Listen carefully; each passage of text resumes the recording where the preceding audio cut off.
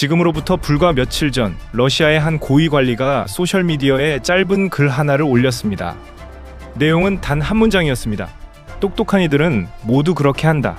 이 발언의 대상은 바로 대한민국이었습니다. 러시아산 원유 수입을 검토 중인 한국 정부의 움직임을 향해 푸틴 대통령의 최측근이 공개적으로 환영의 뜻을 밝힌 겁니다.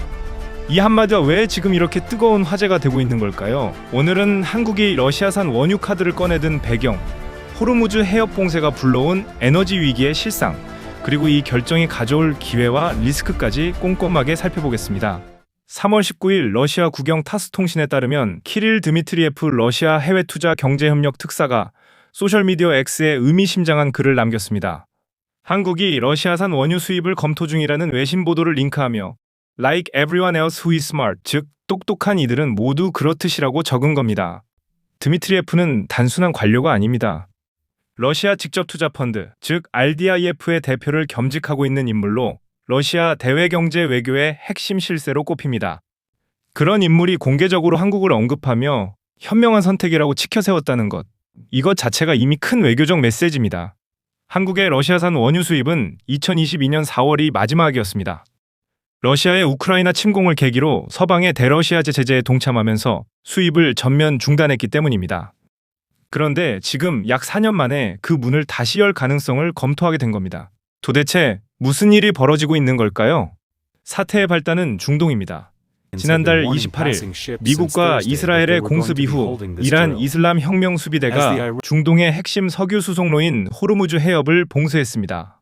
호르무즈 해협은 전 세계 원유 해상 수송량의 약 20에서 30%가 통과하는 이른바 에너지의 목줄입니다. 그런데 이 목줄이 막혀버린 겁니다. 국제유가는 3월 들어 한때 배럴당 $120 가까이 치솟았습니다. 이는 2022년 우크라이나 전쟁 이후 최고 수준입니다. 그런데 여기서 한국의 문제가 더 심각합니다. 우리나라는 원유 수입의 약 70%가 중동산입니다.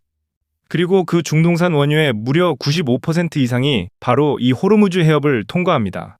한국 경제 전문 매체 글로벌 이코노믹이 인용한 옥스퍼드 이코노믹스의 분석에 따르면 유가가 이 수준으로 오르면 금융시장 조건이 급격히 악화하면서 경제 전반으로 충격이 확산한다고 경고했습니다. 사태 장기화 시 유가가 배럴당 $140까지 치솟을 수 있다는 전망도 나오고 있습니다. 우리 산업통상부는 원유에 대한 자원안보 위기 경보를 관심에서 주의로 한 단계 격상했습니다. 사실상 에너지 비상사태 선포에 준하는 조치입니다. 이렇게 수급 불안이 눈앞에 현실로 닥치자 정부와 정유업계가 꺼내든 카드가 바로 러시아산 원유입니다. 산업통상부는 미국이 러시아 원유와 관련한 제재를 한시적으로 완화함에 따라 기업들과 함께 러시아산 원유 수입 가능성을 살펴보고 있다고 공식 확인했습니다. 트럼프 행정부가 유가 폭등을 막기 위한 카드로 대러시아 원유 제재를 일시 해제한 상황을 적극 활용하겠다는 것입니다. 여기에 더해 정부는 두 가지 추가 대응책도 함께 추진하고 있습니다. 첫째는 산유국이나 외국 석유회사가 국내에 저장해둔 원유를 구매하는 방안입니다. 둘째는 국제에너지기구, 즉 IEA와 공조해 2246만 배럴의 비축유를 방출하는 것입니다. 전문가들은 이 조합이 단기적으로는 효과적이라고 평가합니다. 서울과기대 유승훈 교수는 확보된 UAE 물량과 비축유를 합치면 약 22일에서 25일 정도를 추가로 버틸 수 있다며 차량 오부제 같은 수요 관리가 병행된다면 4월 말까지는 수급 유지가 가능하다고 분석했습니다. 그런데 이게 전부가 아닙니다. 러시아산 원유 도입 검토는 분명히 현실적인 해법이지만 동시에 적지 않은 리스크도 안고 있습니다. 먼저 외교적 민감성입니다. 서방 제재 체계가 완전히 해제된 것이 아닌 만큼 한국이 러시아산 원유를 본격 수입할 경우 유럽연합과의 마찰 가능성을 배제할 수 없습니다. 특히 우크라이나 전쟁이 완전히 종식되지 않은 상황에서 이 결정은 복잡한 외교적 함의를 지닙니다. 또한 실질적인 공급 안정성 문제도 있습니다. 러시아산 원유는 가격이 저렴하고 품질도 안정적이지만 지정학적 리스크가 크고 언제든 다시 제재가 강화될 수 있습니다.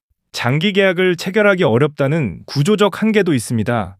미국 스팀슨 센터의 제임스 김 한국 프로그램 국장은 단기적인 분쟁은 비축분으로 견딜 수 있지만 봉쇄가 수개월 이상 지속되면 한국의 제조 및 수출 역량에 심각한 훼손이 발생할 것이라며 에너지 집약적인 산업 구조를 근본적으로 개선하고 공급망 다변화를 가속화해야 한다고 제언했습니다. 이번 위기가 단순히 눈앞에 불을 끄는 것으로 끝나서는 안 된다는 뜻입니다. 그럼에도 불구하고 이번 한국의 대응은 분명히 주목할 만합니다.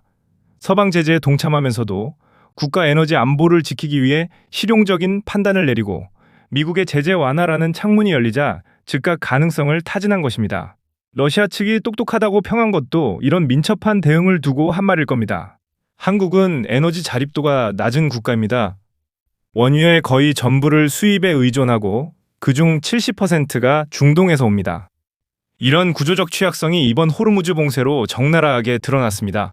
그러나 동시에 한국은 세계 어느 나라보다도 빠르고 유연하게 대응책을 모색하고 있습니다. 비축유 체계를 평소부터 탄탄히 쌓아온 덕분에 단기 대응력에는 여유가 있고 다양한 대안을 동시에 검토하는 멀티트랙 전략을 구사하고 있습니다.